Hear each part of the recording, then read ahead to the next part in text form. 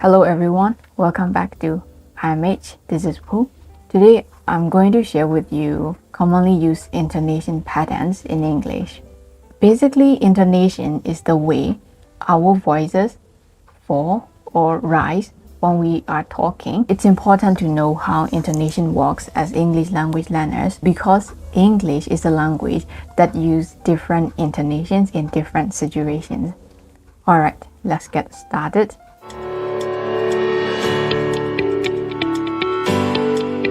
So number one intonation is falling intonation. Falling intonation. There are several situations that we can use falling intonation when we want to ask WH questions, so open-ended question. We can use this falling intonation. For example, how's your day? What is your name? When did you go to bed last night? You see, so your voice fall at the end. Another one is when we are saying statements or when we want to agree with someone, we can also use this falling intonation. For example, let's say, I'll be surprised if she arrived first. I know, right? She's always late. So in this situation, person B agrees with person A's statement. So yeah, you will see that both use falling intonation. Next one, we also use falling intonation in question tags. But in this case, we are not asking questions. Instead, we want to invite someone to our conversation. For example, the weather is lovely, isn't it? Oh yes, it is. The weather is lovely. I didn't even bring umbrella today. Okay, moving on.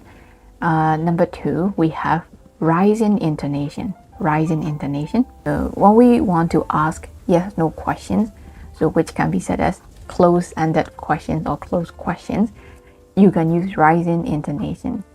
Do you like coffee? Are you okay? In those kind of situations, you can rise your voice. Another one is when you want to check something. When are we meeting again? Okay, another one. And in question text, we can also use rising intonation.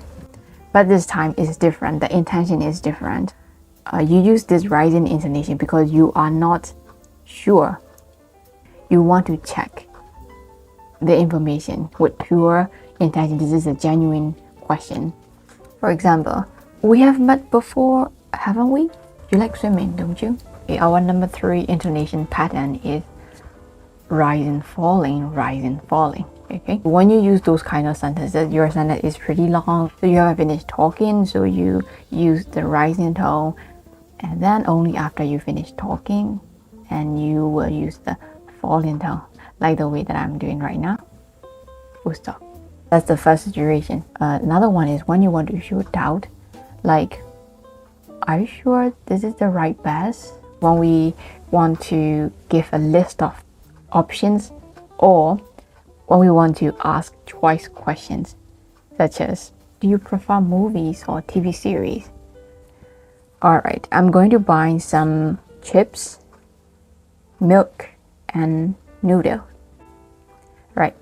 When we say noodles, you have to use the falling tone because your sentence is finished. Okay?